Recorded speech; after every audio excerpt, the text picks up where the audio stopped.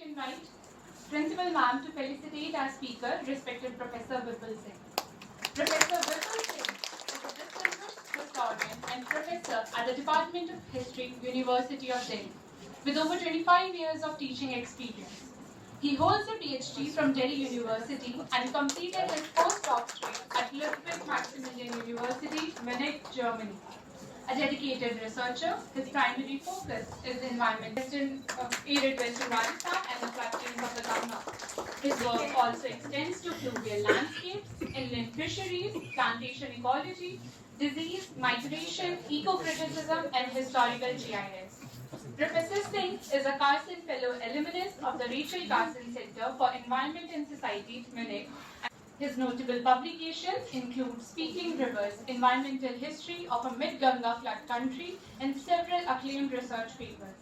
He is working on a book about global climate anomalies during the Mughal period and serves on the editorial board of Walter History Journal, published by Springer. Thank you, sir, for gracing us with your presence. I would like to invite Professor Vipul Singh to take the stage and enlighten us. Thank you, sir.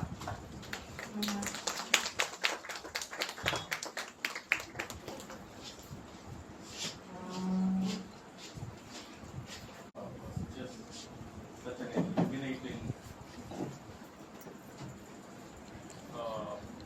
inputs for the students to think about. And I must congratulate this History Society of JDMC for organizing such wonderful conferences for the young scholars. This is really a great thing which is unique to Delhi University. We have been going to various conferences, but we hardly hear about such young scholars conferences. So great work for the History Society and all the faculties of JDMC History Society. I must congratulate them for having such a concept. Now, we are living today in an AI world and everything is getting topsy-turvy, isn't it? So, we don't know what is going to come next. But I always think what is going to happen to our discipline history. Is it going to be affected by AI? And I think your name, the name that you've given to your History Society, Gatha, is very apt to tell you that history is not going to die, whatever going to come. AI even is not going to rupture history, it is not going to just kill history. History is going to live for many centuries because the moment we are born and we get senses, we actually asked to our Dadi for a story. So story is something which is actually very much part of humans. And that's something which history actually contains. But one of the difference that we have from what the stories are told by people from different disciplines and what the history researchers do, because we are all practitioners of history, basically contextualized stories. So we have a protocol to follow, and we follow a protocol and then try to give a context to that story.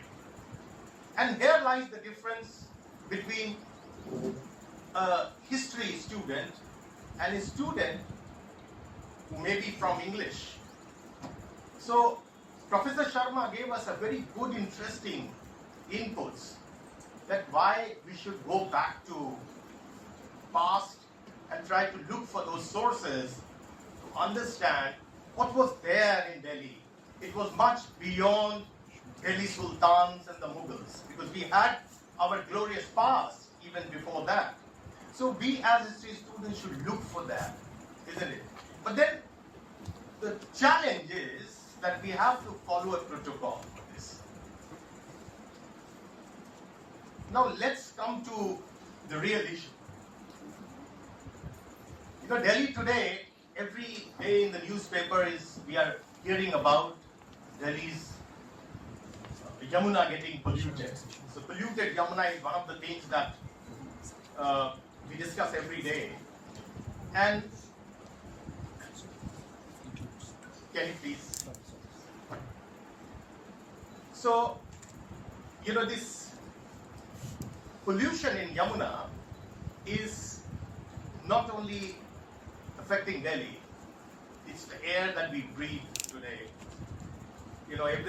Air is choked. It has become an unlivable city.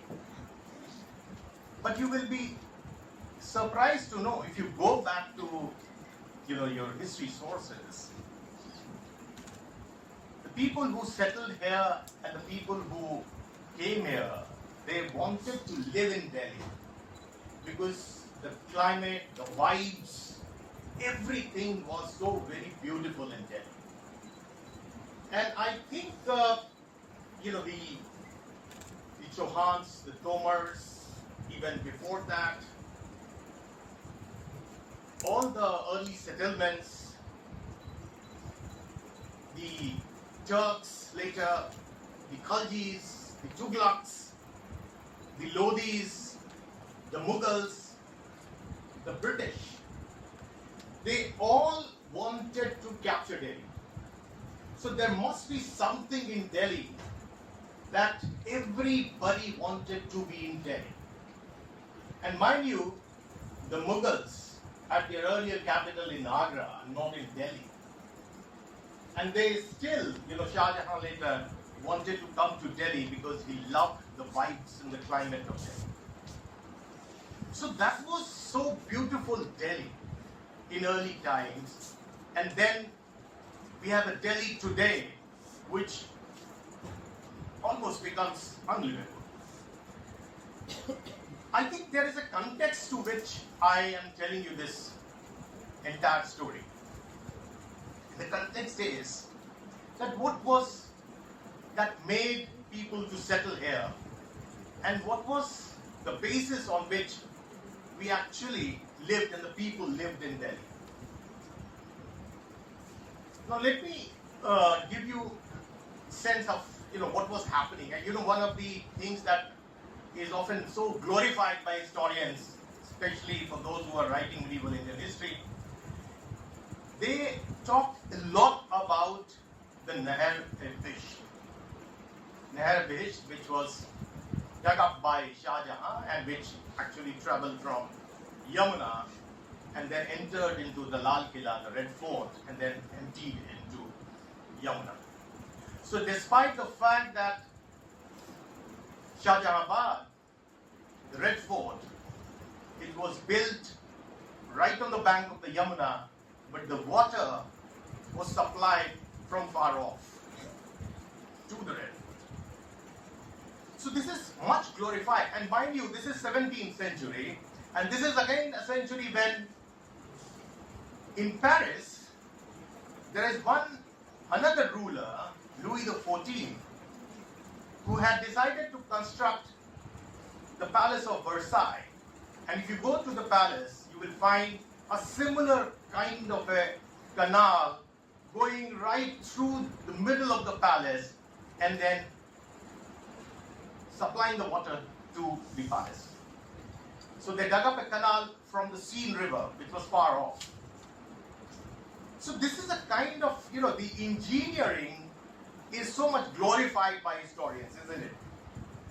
But for me, this was the turning point for the disaster of Delhi. The moment we actually we tried to manipulate the supply mechanism, the way we use the water, the way we tried to use the hydrology, this was the turning moment. So, my take as history researcher is different from what many medieval historians would say. They would argue that this was one of the engineering feats. I say that although it was an engineering feat, but it was a disaster for Delhi. So that was the turning moment, turning point from where it all started. There is a kicker from here. Now, why I say that there is a kicker? Because it actually has led to a situation today when you have the polluted Yamuna. In the earlier Delhi, the Delhi which was of Indraprasth, the Delhi which was of the Tomars, the Delhi which was of the Chauhans, the Delhi which even the later Turks gave, this was not a Delhi which was dependent on Yamuna.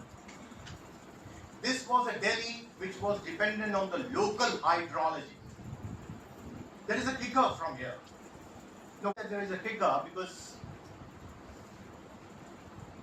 it actually has led to a situation today when you have the polluted Yamuna. In the earlier Delhi, the Delhi which was of Indraprasth, the Delhi which was of the Tomars, the Delhi which was of the Chauhans, the Delhi which even the later Turks gave, this was not a Delhi which was dependent on Yamuna. This was a Delhi which was dependent on the local hydrology. And you know what the local hydrology was? If you go to what we call today as Mehroli, which was actually earlier known as Mihirpur, and if you go to the Yoginipura area, the old temple sites, these were settled because you had large water bodies all around these areas. And I think that's one of the engineering feats that Professor Sharma just spoke about, the iron pillar. There is a very interesting anecdote associated with the iron pillar, and that's the Killi Gili Katha. Have you heard of the Killi Gili Katha? And if you read Chan Bardai's Prithviraj Raso, there is a reference to that Killi Gili Katha, and it says that there was a king, Roman king, who had put up that iron pillar, and the priest Brahman tells him that this is on the head of his Sreshna, which keeps the earth, intact. And then the king had the curiosity to know what exactly lies beneath the iron pillar. He dug up the area, the soil, tried to understand what is there inside, and then the priest had already told him that the moment you dig it up, you lose your kingdom. And it so happened that he tried to know what is lying there, and he found that there are many snakes, and the blood of those snakes are beneath the iron pillar. And after that, he loses the kingdom. And from there on, that's why, and then he tried to fix it up again, but then it remained hilly, it remained loose.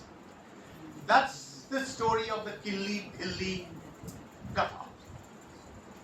And many believe that the term Delhi, and then which became Delhi, and then New Delhi, this has derived from this story of Killi Dilli Katha.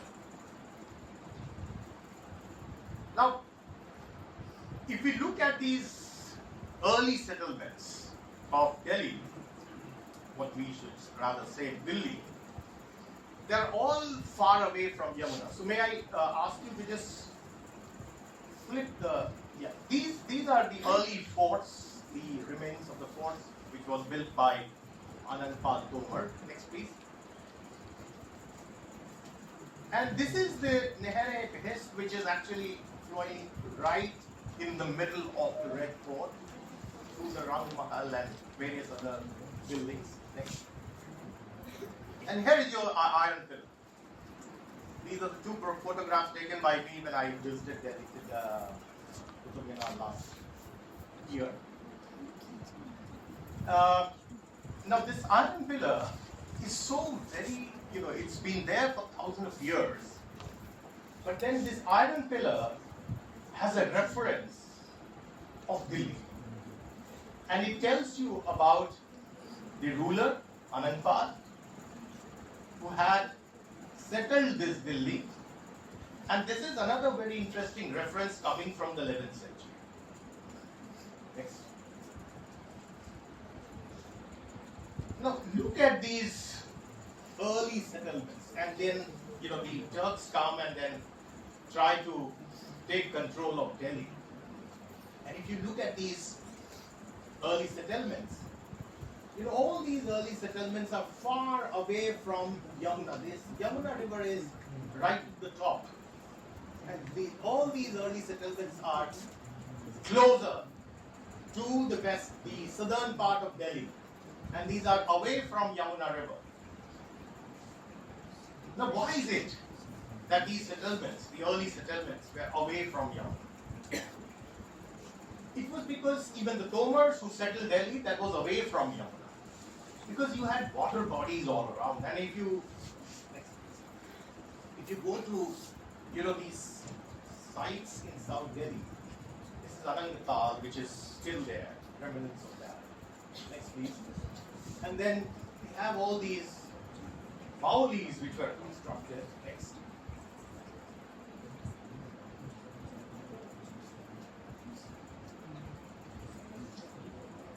So,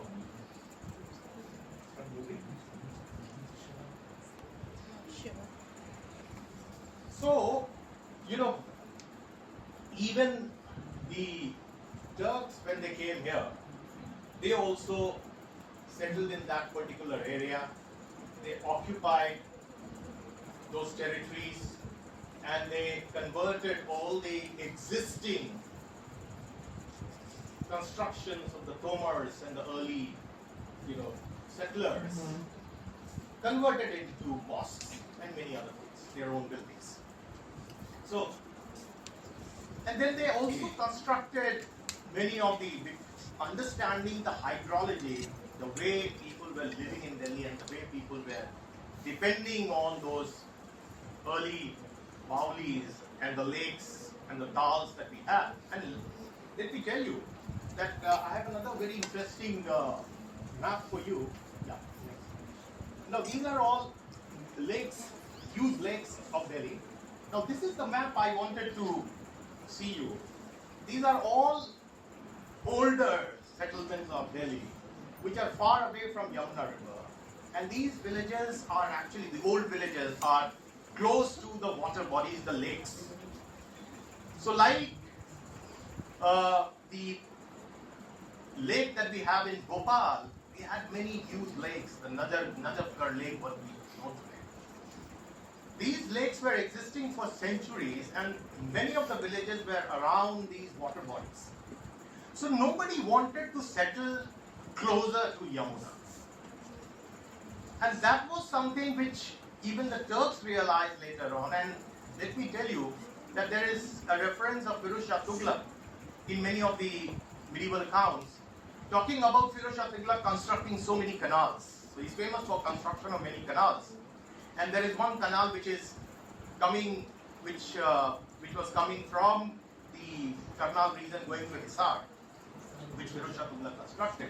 So if you read many of the medieval accounts like Sirhindi's and Sirhindi's account and Tariq-e-Firuz Shahi of Afif, you will find the reference of Firuz Shah Tughlaq digging up those canals. But he never thought of bringing these canals to Delhi. There must have been something which even the Turks realized, that what was the old tradition of Delhi and how the people of Delhi are so much dependent on the local hydrology. So all, during the rainy season, when the torrential rain would take place, all the water was retained, conserved in these lakes and in all these baolis that we exist today. So we have one baoli even in the Connaught Place area. So all these baolis were existing for centuries, and later on when the Turks also came, like in Tughlaqabad Fort, you will find one of the baolis. So they followed the same tradition, the Indian tradition of constructing those baolis, and the Turks also constructed within their forts. So even the Red Fort had a baoli inside, which later the British filled it up. It was used by the British soldiers after 1857 revolt to keep the prisoners in those baolis, the rooms of the baolis. But there were baolis even constructed by them. But the turning moment that I'm talking about is the one which all young historians like you, budding scholars like you, should think about, is the turning moment which came to Delhi's history. So Delhi has a glorious past, no doubt, but then all these settlements were never using the river Yamuna. Now, Shah Jahan comes and flips the story. It flips the story of Delhi. It tells you he came from Agra and he decided that I should rather use that canal and bring it to Delhi and then use the water of Yamuna. That was one of the things that changed everything.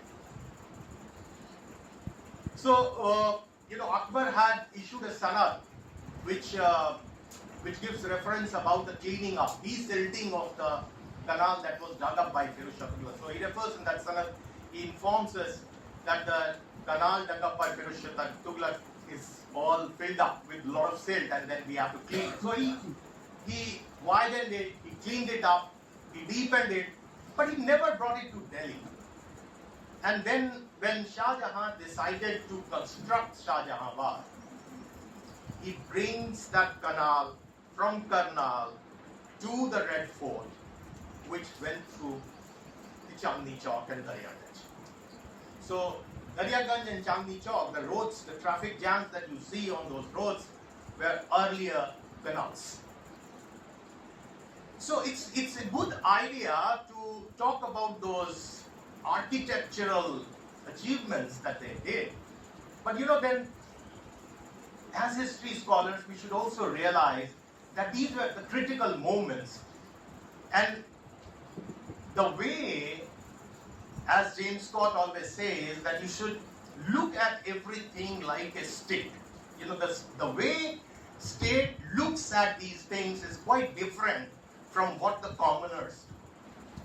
So the common people were living there for so many years and they never tried to use Yamuna. But here is a ruler who comes in, tries to manipulate the hydrology of Delhi. And there comes the difference. And then the British come and they double it up. So the British realized when they decided to construct New Delhi in 1911, when the king comes here and then their coronation happens, he declares that now New Delhi will be the capital, not Calcutta. So it took almost 20 years, till 1930 the construction went on. But then what he did, that he actually worked on the same idea which Shah Jahan had done, and he developed pipelines. So he supplied, he started constructing pipelines, used the Yamuna water to supply water to those civil line areas, cantonments, and many more settlements. So all these earlier settlements, वो सब महरूम रह गए. वो सब उन जगहों पर अभी भी पानी पाइपलाइन से नहीं जा रहा. So there is a kind of a discrimination that the British had done. But they were in advantage. People were in advantage. But the problem came when the British came up with a regulation that all those who are using the wells and the lakes will have to pay the taxes. Now these were all common properties, and then the British come and say that you have to pay taxes on it. So the common people were fed up with this. Many of the wells were then closed down because the British were saying that these are leading to diseases all around. And then we became dependent on those pipe lines. And today we know that it has become a pipe dream for us in Delhi. So you have scarcity every year of water. So we are shouting for these polluted river Yamuna. But Delhi was never a settlement which was dependent on river Yamuna. So I think it is essential that we realize that what have been the turning moments, because even then, after independence, what we have done is that we have followed the same traditions that the British established, the changes that the British introduced, the change that Shah Jahan introduced to us, that we should use the canals to bring water to Delhi. And then, even the master plan of Delhi, which told you that they will supply pollution. We have ammonia in Yamuna. And all this is leading to Yamuna becoming so unusable. So, the important thing for us, there are still, even in the Mughal times, even till the time the British had not established the capital here, there were hundreds of such baolis and tanks existing in Delhi. They all filled it up, saying that it is leading to diseases all around.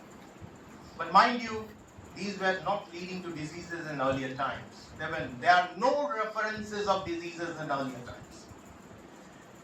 So I think there is a need to rethink on this idea, this old tradition of India, of depending on those baolis, these old stepwells that we have. We should clean it up.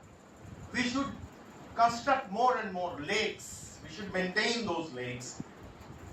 Bhopal, a city like Bhopal, it has many lakes, but then this grand lake of Bhopal supplies water to the entire area, entire population. So can Delhi.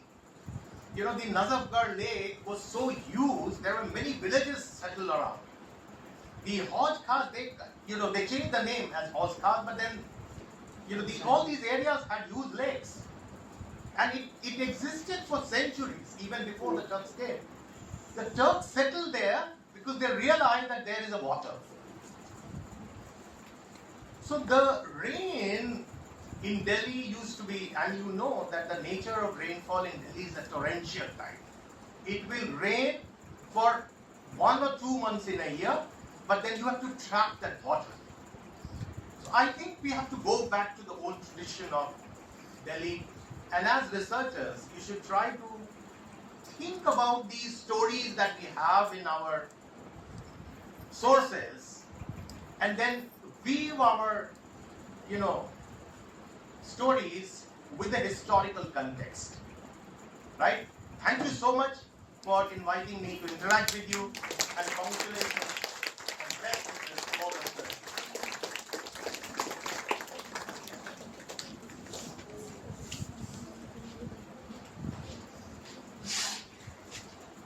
Thank you, sir, for sharing your invaluable expertise with us.